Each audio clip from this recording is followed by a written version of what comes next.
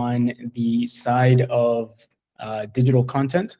So anything that you see that is recorded content, PDFs, courses, and stuff like that, I have a hand in creating and pushing these things out there. Our main focus right now is the educator training program, which will empower more educators to go out and teach in their own communities, much like we're doing here right now. We love teaching. I'm speaking for myself, but when we go through the diploma, we want to share this information with a lot of people. And sometimes we don't know, we don't have that teaching background. So we want to go learn how best to communicate this message. So that's what my role is helping you with tools and resources that you could use to formally teach your own cohort or your own group of students, or if you just want to get better at delivering these messages surrounding Bitcoin to your friends and family.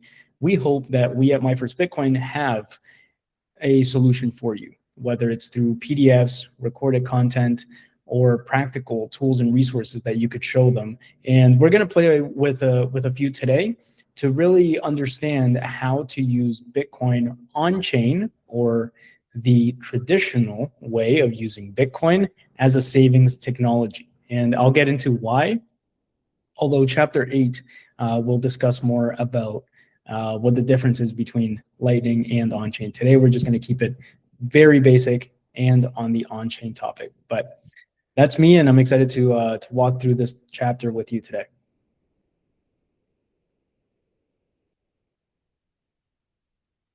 And Destiny, I don't know if you can let me know how you lead these things, whether you want me to go right into the chapter, or we can wait for Dan and then and get started. I'm totally here on your direction, so you let me know. No, no, we kind of like make it a space where you can freely, teach. So there's no string, there's no like path to follow, but it's Bitcoin only. We have some protocol code of conduct, but as long as it's you, My First Bitcoin, I'm sure we all follow the same code of conduct. So you can just lead the way, go on with the session, make it interactive, and we are here to listen and ask questions. Okay, amazing. So we can get right into it. If you do have any questions, please just throw them up in the chat. I have my chat box open so I can see anything coming in. Use the emojis if you get lost. Give me a thumbs down if you don't understand something that I'm explaining, or just open your mic and feel free to ask me a question. I'm more than happy to clarify anything that you need. But yeah, so thank you again for the invitation to come and talk to you today. We're going to dive into Chapter 7 of the My First Bitcoin diploma. And in Chapter 6, you might have seen what Bitcoin is, but in Chapter 7 is really where we get our hands on Bitcoin. And one of the beautiful things about Bitcoin is that anybody and everybody has access to it. So no matter what part of the world you're in, as long as you have a smart device, and that can be a desktop computer, a laptop, a phone, a tablet, anything that can connect to the internet and either download apps or connect to websites, can effectively be a Bitcoin wallet. And you can have ownership of your Bitcoin and therefore control over your Bitcoin. So you can receive and send Bitcoin through these devices, which act as interfaces. So in Chapter 7, we're going to really talk about how this happens. But before we get there, first we have to understand, how do we get our hands on Bitcoin, right? Because we can talk about how to use it, but if I don't know how to get it first, then the usability of it won't help me, right? So first, I need to get my hands on Bitcoin before using it. So there's three main ways to obtain Bitcoin. Number one, you can receive payments with Bitcoin. So if you are a business owner, right? If you're an entrepreneur who has their business and sells products or services, whether online or in person, you can accept Bitcoin at your establishment. Now, the second way is if you're an employee and you work for a company that does payouts in Bitcoin, you can request that they pay you directly in Bitcoin so that you don't have to exchange fiat for Bitcoin. So that's what my situation is. I don't have, I mean, I do have a business outside of my current job, but my main way of acquiring Bitcoin is getting paid in Bitcoin. So I provide a service to my company, I'm an employee, and they pay me directly in Bitcoin. The second way to acquire Bitcoin is through something called mining. And you might have already heard of what mining Bitcoin is, or you'll see it in later chapters. But mining Bitcoin is the way that new Bitcoin come into the system, a system or a process which will stop around the year 2140, but is currently active and has been active since the inception of Bitcoin, since the Genesis block in 2009, on January 3rd, 2009. So what does this mean? Well, mining Bitcoin is done through what are called Bitcoin miners, which contain an ASIC chip. And what you're doing is you're basically playing the lottery every 10 minutes to see if you can win the Bitcoin reward based on whatever the blockchain is giving out as a reward at that time. So right now, for the next few years, we're going to have a block reward of 3.125 Bitcoin for every block that gets mined. So if I have a miner and I win that lottery in the next 10 minutes, I win 3.125 brand new Bitcoin. This is a more complicated process than what I just explained. It's not as simple as just playing the lottery. There is a few things that come into the actual economics of mining. You have to look at electricity prices, the prices of the machines. There's there's machines that are more efficient than others, faster than others. So mining is probably one of the hardest ways to actually get your hands on Bitcoin. But it is probably the best way to get your hands on Bitcoin. And the reason I say that is because it's the cleanest way to get your hands on Bitcoin. You provide hash rate or security to the network, and in return, you get paid with brand new Bitcoin. No one has ever touched these Bitcoin before. You're the first to get your hands on it. So, but again, there's a lot of work that goes into getting your hands on that new Bitcoin. So I always encourage that people do their own research before looking into the mining industry. It's something that requires a lot of education, logistics, and sometimes upfront capital. So, you can invest a few $1,000s in machines and electricity before you're ever profitable in the mining industry. So it is a business. Okay, and last but not least, the main way or the most popular way that people get their hands on Bitcoin, which is just exchanging their fiat currency, right? Us around the world, there's a lot of people around the world that work for dollars or whatever local currency that they have, right? They provide a service to their employer or they have their own business, and people pay them, whether through an income or for that product or service, in fiat, right? Government issued money. So what can I do? Well, there's people around the world that need that fiat as well. So there's these things called exchanges, and there's also, and I don't know if that's on the next slide. No. So there's two ways to exchange your fiat for Bitcoin. Number one, we have the centralized and most popular and most liquid manner to exchange, which is through something called an exchange. And these are effectively banks that have a lot of capital, a lot of money. And what they're doing is they're taking buyers and sellers of Bitcoin and fiat from around the world and they're putting them together. So if I'm sitting here in Latin America and someone is sitting on the other side of the world in Europe, and I want to sell someone my Bitcoin for euros because I have a trip next week, well, I can use an exchange, an intermediary or a bank that will deliver, that will pair me up with that person, and we can do an exchange very quickly. Now, these exchanges normally require you to sign up with ID, with your name, with your passport number or residence. There's a lot of information that these companies and exchanges require before you do any kind of operation on the platform.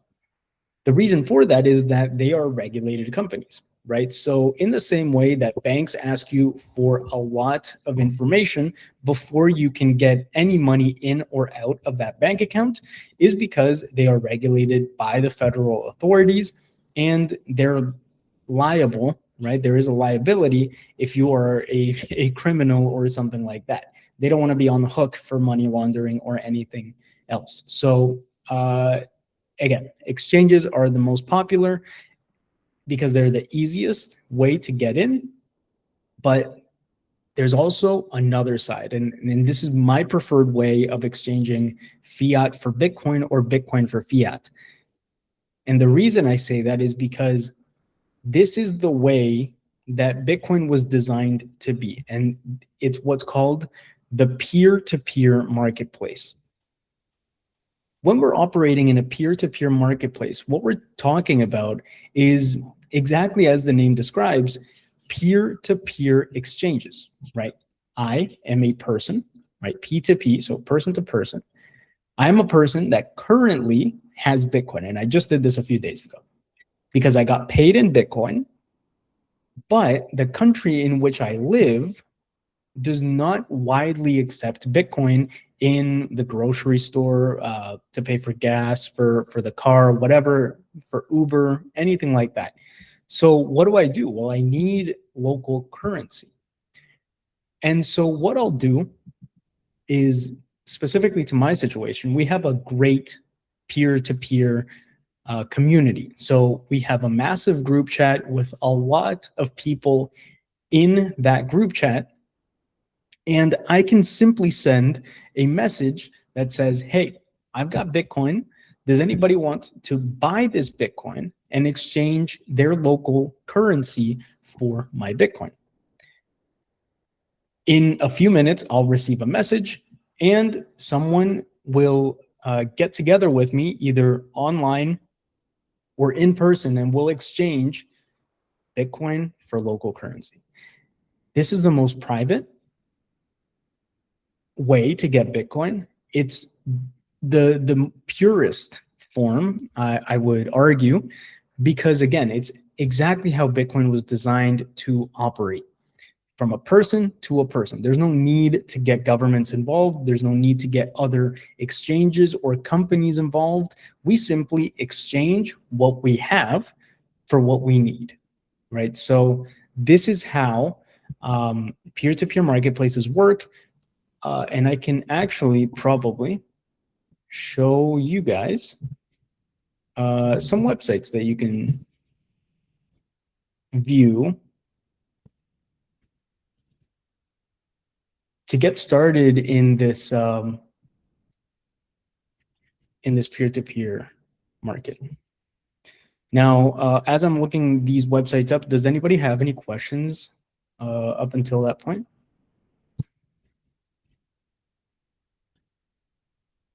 I can see the messages, or you can just open your mic and let me know.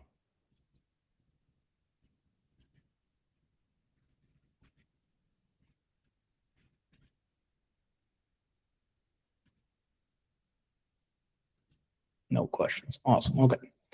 So first, I'm going to show you this tab, which is Hodl Hodl.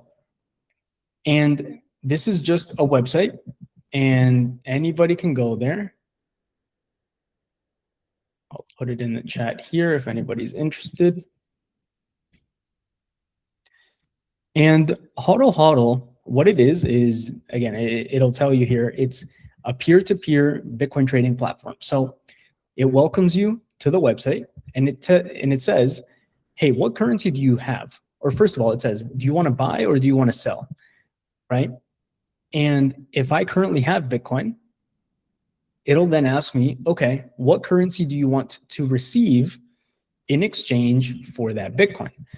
Let's say I'm in the US and I want to receive US dollars. And there's many more currencies here. So you can really play around with this currency dropdown and see if your currency is listed. Then it'll ask me, okay, how do you want to get that US dollars? Can I do it, or do you want Wise? There's PayPal here, which is pretty popular. There's quite a few different payment methods that you can select. And once you've selected, I'm just going to leave it on all. You can also enter how much you want to sell. So I want to sell $100 in any payment method in dollars as the currency. So now I can view all of the current offers available right now. And if I, on that main page, selected that I want to sell Bitcoin, then it means that when I show the offers that are available, it's going to show me offers of people that want to buy Bitcoin, right? It's pairing up buyers and sellers. In this scenario, I'm the seller, and here we see all of the buyers that are available in the marketplace. On the left side, what we have are the buyer names, and we also have ratings. So as you go through and you trade with people, you can rate your counterparty. So if that person was too slow, then you can give them a lower rating than normal. If that person was really quick and efficient, well, then you can say, hey, that was great. I'm going to give them a 5-star rating. And you'll see that a bunch of people have their rating and how many trades they have done, right? Here we can see the price at which they want to buy Bitcoin at. So if I look at the current market price, the current market price of Bitcoin is almost $70,000. It's about this price. So when I see a higher offer, what's happening is that this person is offering me more than the market price for my Bitcoin. So this is actually trying to incentivize me to sell this person the Bitcoin. For all of the rest, and this is what you'll normally see, is a lower price than the market for your Bitcoin, because people want to get Bitcoin cheaper than what they can get on the open market. So you'll see people that are offering ridiculously low prices of Bitcoin, right? Like imagine selling your Bitcoin for $50,000, but the price is at 70,000 right now. It just doesn't make financial sense. And again, these prices right now are for one Bitcoin, right? So you don't have to, so what you would do to see how much you would get for the amount that you're trying to sell is that I would divide $100 by $50,000, and I would see the fraction of Bitcoin that I would have to send that person. That's getting a little bit more into how the actual trade works. But anyway, you can go around and view, play around with this website, see if your payment method that you use is available on the website, if your currency that you want to buy or sell Bitcoin in is available on the website. And if not, there are places I believe that you can say, hey, my currency is not here yet, and I think it should be added because we want to trade Bitcoin, but I'll leave that there for now. And similarly, I'll just also share this website. This is another one. And this one is an app, if I'm not mistaken. So you can actually go and download this app if you're on Android. Um, I've never actually used this one. There we go. APK, iPhone, and Android, but it works the exact same way. And there's a lot of really happy Bitcoiners out there that are utilizing this this method of buying and selling Bitcoin. Does anybody have any questions to this point before I get into wallets? Yeah, go for it, Destiny. Yo, I wanted to ask if KYC is, I mean, is a necessity in all these platforms since it's P2P. Yeah, great question. So when we're talking about KYC, it refers to what's called know your customer. So this is exactly what I was mentioning when we look at the most popular way of acquiring Bitcoin, which is on an exchange or a bank, an intermediary. Those platforms require KYC information or know your customer information, your name, your address, your ID number. There's a lot of stuff that they're requiring from you. When we look at the peer-to-peer marketplace, so the links that I shared in the, and there you go, Destiny, just shared it again, amazing. So the links that are in the chat do not require KYC.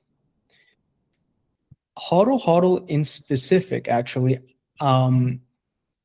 does require KYC, but it depends on the counterparty. So for example, if I want to sell Bitcoin and I want the person that's buying my Bitcoin to send me their ID, I can request that. But again, as Bitcoin was created, we don't need this information. So most of the trades and the offers that you'll see there are no KYC.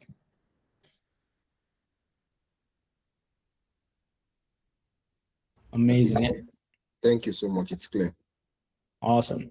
Any other questions before I move forward? We understand how to get Bitcoin. Awesome. What is the most popular way to get Bitcoin where you are? I'm actually interested. Can you throw it up in the chat or just open your mic and let me know, how do you get Bitcoin, or how do you see people getting Bitcoin in your local community?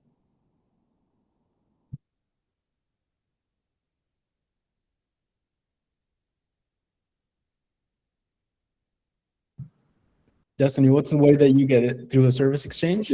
Yeah. Service exchange, not really that centralized service exchange. It's just like offering your service for yeah, and you get paid with Bitcoin. So that is one way that I mostly, do that. But in terms of the broad audience that I've interacted with, most of them use centralized exchange like MavaPay, BitNob, all those platforms to get their Bitcoin. Although most people do P2P also, but the one that is mostly used by people that does not really know about decentralization is centralized exchange. Okay. Amazing. And it's our job in our local communities to get that peer-to-peer exchange started, right? If you're doing it through service exchange, right, you're accepting Bitcoin directly, there may be a point in the future that you need to sell that Bitcoin back into your local currency because others do not accept Bitcoin.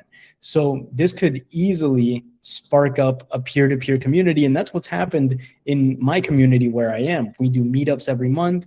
And every month we invite people with an introductory class into Bitcoin, and we allow them to buy Bitcoin directly from us, right? Because we need their local currency and they want Bitcoin after they've heard the introductory class. So that's an awesome way that we get to grow our peer-to-peer community here. But yeah, just always try to investigate in your local community if there is one, and if there's not, then that's a sign that it's your turn to start one. Tamelo, I see that you have your hand up as well. Yes. Hi, Gabe. Hi, everyone. So in my community, in South Africa, Johannesburg, right? Um, there's quite a few ways, but the most popular one we use in our circular economy was like Azteco vouchers, right? We like 4 or 5 of us are sub vendors, so you get to give us cash or send us cash or a cardless EFT, anything like that, and then we send you a voucher from Azteco where you can just load it into your wallet. Don't have to be doesn't have to be in person or anything like that. And then also there's another way which is digits. It's called digits. Yeah. It's kind of like the same process where we issue a voucher, and we've just learned a new way that we can also do that with Blink now, which is issuing vouchers, just in the same essence, where you just, yeah, can just load the QR code that you get on the voucher into your wallet and then you'll get your Bitcoin. Thank you. Yeah, no, that's awesome. So, and again, if I'm not mistaken, those are no KYC routes as well, right? You don't Yes. care, right? Yeah, you don't care if you don't care what the person's name is, where they live, what country they're from. You just exchange what you have to offer for what they have in their hand. So, again, this is how Bitcoin was created to be. This is how it was meant to be. And I encourage everybody to keep this snowball rolling, because as you find one trading partner, more and more will join the movement. So, all right. So let's move forward. You've got two links in your hand, in your toolbox, that you can use to get some Bitcoin. Now, let's talk about what happens after you acquire that Bitcoin, right? Where do you put it? And this is a very, very big statement and big saying in the Bitcoin community.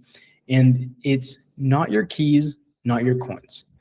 So, what this refers to is that if you do not have control or ownership over your Bitcoin, well, then it's not your Bitcoin, right?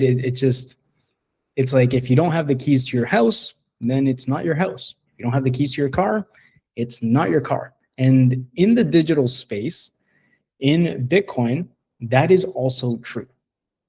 So on the right-hand side, we have what is called a custody wallet. The person in control of the Bitcoin in this wallet is the third-party provider. So if you have a wallet like a Blink, a wallet of Satoshi, an exchange account like a Bitnob, or there's Binance out there, there's other exchanges out there. They are providing you a service that is easy to use. They've got customer service on demand, but that means that it comes with some trade-offs. In Bitcoin and in everything in life, there's trade-offs everywhere. And that ease of use comes with more control. So they have more control over you as a customer and less personal responsibility, right? You're not responsible for this Bitcoin, they are. And if you ask me, this is not how Bitcoin was meant to be, right? Bitcoin is a peer-to-peer, or was dreamt to be a peer-to-peer cash, electronic cash system. When we think about cash, if I don't have the cash in my hand, it's probably someone else's or the other person that does have the cash in their hand. So how do I take ownership of my digital cash, of my Bitcoin? Well, I need something that are called keys in Bitcoin. And this is where we see the progression or the transition into what is a self-custody wallet. The person in control of this wallet is you, the user. And this comes with independence, privacy, security, access absolutely anywhere, irrespective of the app or physical device that you're using to custody your Bitcoin. But it also comes with a lot of responsibility. So Bitcoin can bring you a lot of independence, security, financial security, and most of all, freedom. But in order for you to take advantage of all of those benefits that Bitcoin gives you, you have to treat it seriously, right? And that comes with a lot of responsibility over your Bitcoin. So let's take a look at the types of wallets that we have available today in the world. Number one is an online wallet. So this would be something that can be accessed through a web browser. And I'm not actually familiar with too many. My friends are creators of this wallet that you can grab the link that I just posted in the chat. You can open it on a Google Chrome or whatever browser you're on, and you can have a custodied wallet within seconds. That is an online wallet. For the middle one, we're looking at a mobile wallet. So yes, we can access an online wallet on our mobile phones, but when we're talking about mobile wallets, we're talking about apps, right? Applications that you can download from the Play Store or the App Store.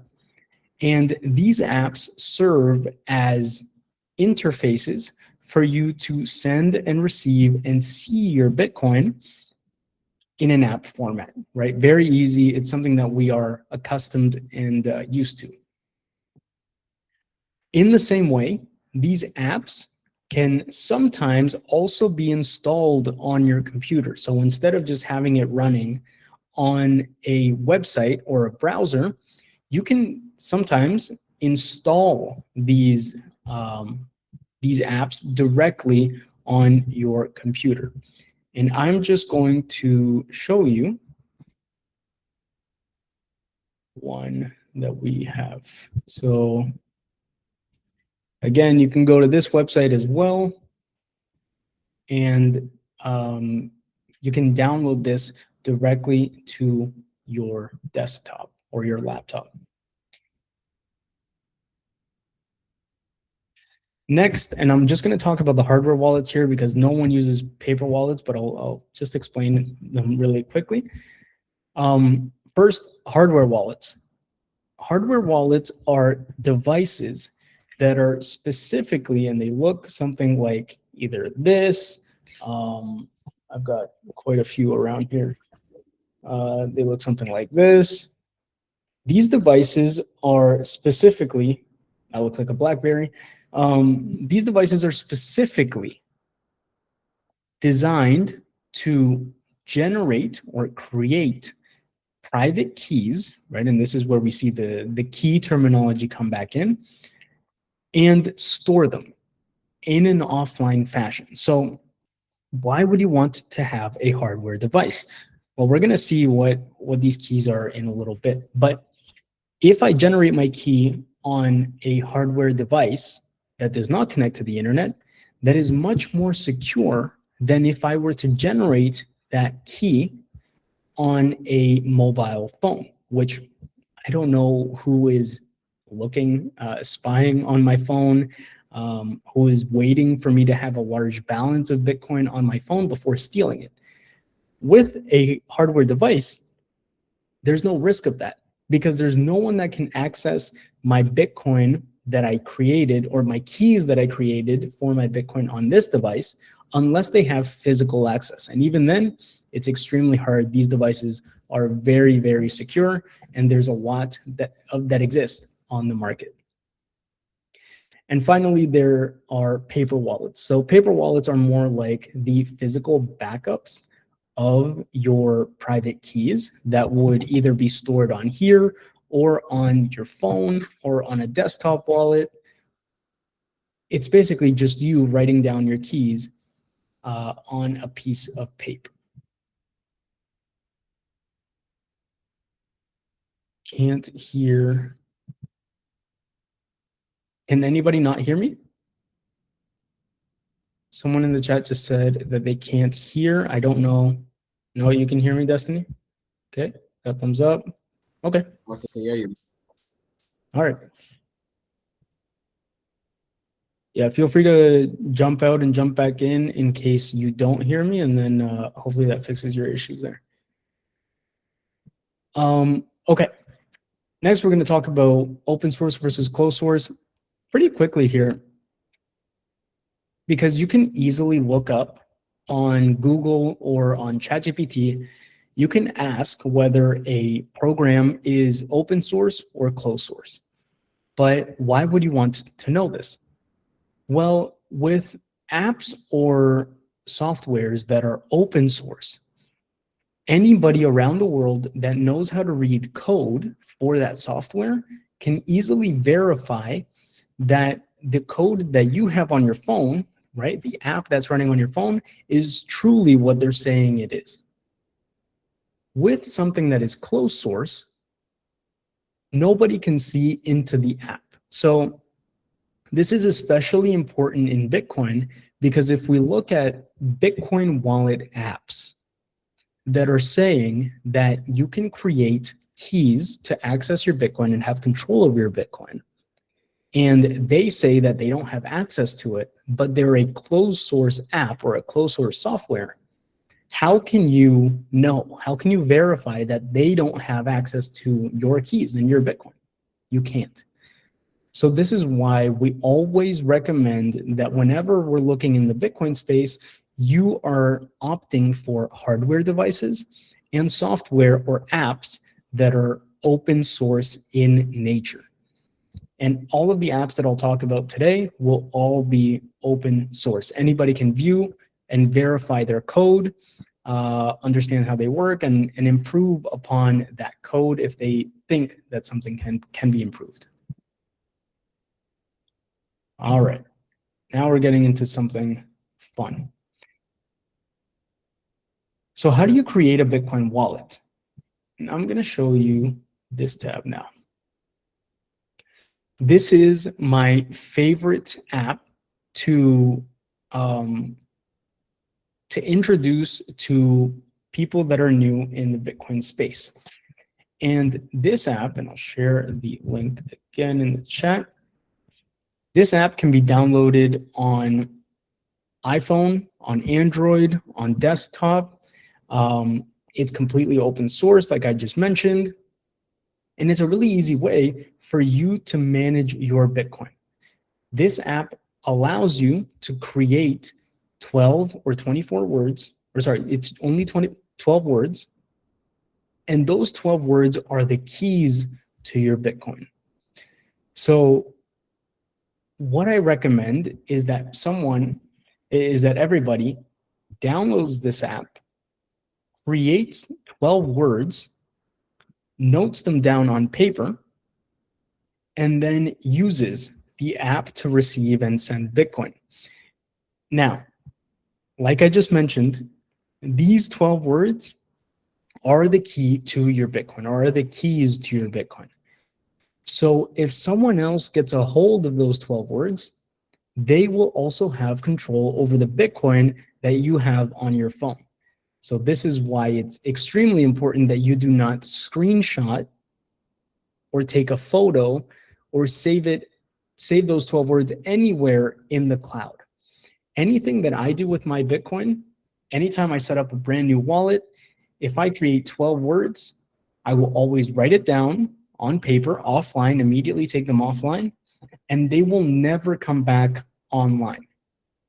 And when I was mentioning the hardware devices, that's why I said that these are really convenient, because on my phone, even though I don't take a screenshot of the 12-word key, how do I know that someone isn't spying on my phone and waiting for me to deposit a large amount of Bitcoin before stealing it, right? But on an offline device, and this is something that you should investigate once you're looking at more than like 0.01 Bitcoin in savings. When I look at this device, this has no access to Wi-Fi or Bluetooth or any other connectivity. So when I create 12 words on this device, it is always offline. It is stored offline, and my backup, that still means that I'm not going to take a photo of the 12 words that are created on this device. So that is basically what a Bitcoin wallet is. It's just an interface for you to Well, for the best Bitcoin wallets, for you to create 12 words that are your keys to your Bitcoin, so that's a self-custodied wallet, and they allow you to receive and send Bitcoin. There's other apps out there that I use on a daily basis, like Uplink, that are custodied wallets, right? They're not self-custodied. And what you'll notice with those is that they do not give you 12 words. The reason why is they control the Bitcoin. You simply hold an account and you hold a balance. It's kind of like a bank, right? Any questions up until that point? I felt like I went a little more in depth into that, so let me know. Yep, go for Destiny. Okay, so just for everyone that is joining in, so do you mean that our Bitcoin wallet does not hold our Bitcoin? You know, that as you said, it's an interface that generates the seed phrase. So I just want to be clear. I just want us to be clear on that, because most people came with that perspective of my Bitcoin is being held in my wallet. So what do you have to say about that? Exactly. So a Bitcoin wallet is just an interface. Your Bitcoin truly lives on the Bitcoin blockchain. So no matter if I create 12 words on an offline device or on my phone, those 12 words have the keys to the Bitcoin on the actual blockchain. Okay. There's a lot of people that buy hardware devices today, and they think, oh, I'm sending my Bitcoin here. And they think it's kind of like a USB device. That is, again, not true. If you lose this device, if I lose this device today, I can recover my Bitcoin simply with my keys, my 12 words. Adding on to that, it doesn't have to be the same device. So if you download Blue Wallet today or play around with Blue Wallet today and you create 12 words, you can get a hardware device, or you can get any other Bitcoin app that allows for the introduction of 12 words and recover your Bitcoin on a completely different app. It doesn't have to be the same. So your keys control your Bitcoin on the blockchain. Your device allows you to receive and send Bitcoin to the addresses that those keys unlock.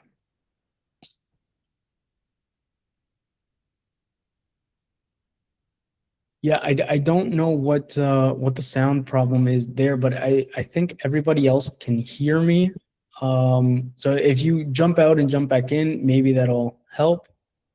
I'm not sure. All right. Destiny, how much time do we have here? Is it an hour or? Yeah, it's an hour, but looking at how things are going, I believe we can have like another session on Wednesday, so it's double session. Okay, amazing. Sounds good. So we'll have another session on Wednesday, and bring your phones and tablets at that time, because I think we're going to have a lot more time to actually play around with Bitcoin. I didn't think I was going to talk for this long, so my apologies, but hopefully the message is going, getting across well. So let's just take a look at how a Bitcoin transaction actually happens, right? First, we have the transaction creation. So a recipient, right, someone that wants to receive Bitcoin, will show the address to the sender. And from this point forward, the sender will create the transaction and signs that transaction to send to the recipient. That transaction is then transmitted to the network, and the nodes around the world, the ones that have the Bitcoin ledger, will validate the transaction. So what that means is, if I have sufficient Bitcoin, if I'm the sender and I have sufficient Bitcoin in my wallet to send to the recipient, the node will validate it with no problems.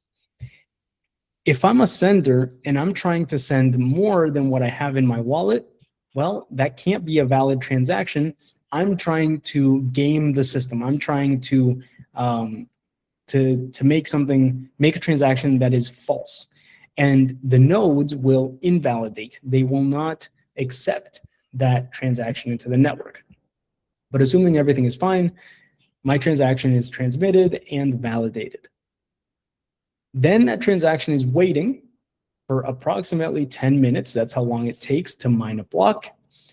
And it is then included in a block once a miner, one of those big computers that we mentioned before, wins the lottery and adds the block of transactions to the blockchain. Once it's added to the blockchain, my transaction is confirmed and the recipient receives that transaction. So as I mentioned, on-chain transactions take around 10 minutes. So for that whole process, it's about 10 minutes for it to go from creating the transaction and sending it to, on the other side, receiving and confirming the transaction. And the interfaces will update on both phones or both wallets. And this is where we actually get into, yeah, okay. So I'll just leave it there. And I'll leave it completely wide open for questions. What I would want to do right now is before you go, if you have a phone, I would encourage you to go to bluewallet.io and download the app. I don't know what happened. There we go. Does anybody have any questions with that? And what we're going to do, we're actually going to see how Bitcoin keys work. So we're going to create 12 words, a set of keys, and then delete the 12 words or delete the wallet and recover it so that you guys can see that Bitcoin can be recovered anywhere and on any app. Does anybody have a question with anything that we covered in this session or that exercise? Yep, go for it, Dustin. Okay, like I really like Blue Wallet, but what do you think of Blockstream, formerly Green Wallet? Yep. So Blockstream is awesome. Actually, I'll share that one as well. Blockstream wallet is another awesome wallet. The only reason that I normally play around with Blue Wallet for beginners is because for this specific exercise, Blue Wallet shows you a lot more info than Blockstream Wallet. So once you have Bitcoin and you want to get started, Blockstream or Blue Wallet are both awesome, in my opinion. And the best part is that there's no KYC, no need for you to verify with your phone number or something like that. But yeah, exactly. That's the whole point, right? If Bitcoin were to need, it's like cash needing KYC or your ID every time that you want to transact, right? It wouldn't make sense. It wouldn't scale. So if you download this app, you don't have to enter any information. You'll literally just see a create wallet button. And that's what we'll get into tomorrow is what happens after that point. What happens after, or sorry, on Wednesday, what happens after we create a wallet and what am I actually looking at on the screen? How do I receive? How do I send? And a few other things.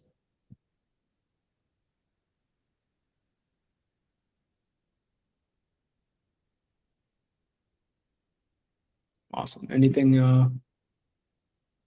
else that you guys are curious about? Feel free to throw any questions at me. So yeah, it's time for questions, guys. Any questions so far? Feel free to ask the question. Feel free to ask the question. We have Faith, Fayaz, Isa, Sam Clark, Tabu. Any question, just ask the question so we can, give you more clarity. But if you are all good, can we see some thumbs up, some emoji to know that you are rolling and you are following up the sessions? Okay. All good, all good. Awesome. So, oh, hmm, I've lost my headphones. Okay. I'm actually just going to show the Blue Wallet app and what you should see on your screen. Oops. Once you get the app.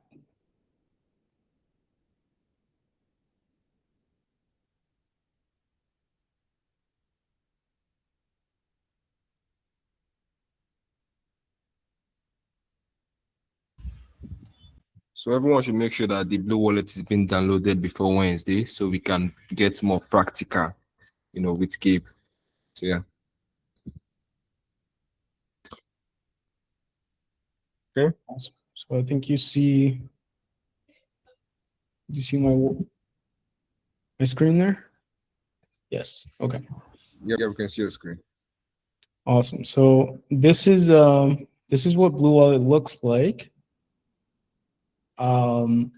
And what we're gonna do on Wednesday, or when the next session is we're just gonna add a wallet, and I'm gonna walk you through what all of these configurations are, what you can actually do with Blue Wallet. But as you see here, all I did was download the app and opened it. So it's not asking me for any kind of information. I can immediately get into using Bitcoin right away. So this is the beautiful thing about Bitcoin and open source applications overall, is that they are open in nature and anybody has access to them. So again, I encourage you to download this app so that we can actually play around with taking control over your Bitcoin, because you're all here learning about Bitcoin, but if you have no control over it, then you're not taking full advantage of what this system has to offer.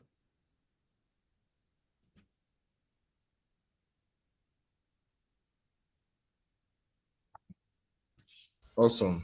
Awesome. So do well to download the Blue Wallet, and we'll see everyone on Wednesday class. So before we wrap up, I want to say a big thank you to Mr. Gabe. I know if we were to come through him using BTC Advisor, we will clearly have to pay a large sum of money for his time, and it's going to be very expensive, but he offered to give us his time for free, and we really appreciate the quality session and the quality teachings as always.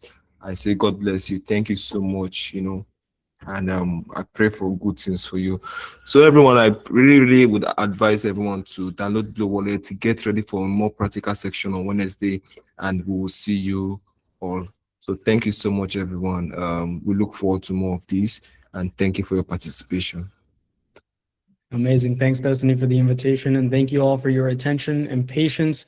We'll get more hands-on on Wednesday. I'm excited for that class. So come prepared, get your app, your phones, and let's get playing around with Bitcoin.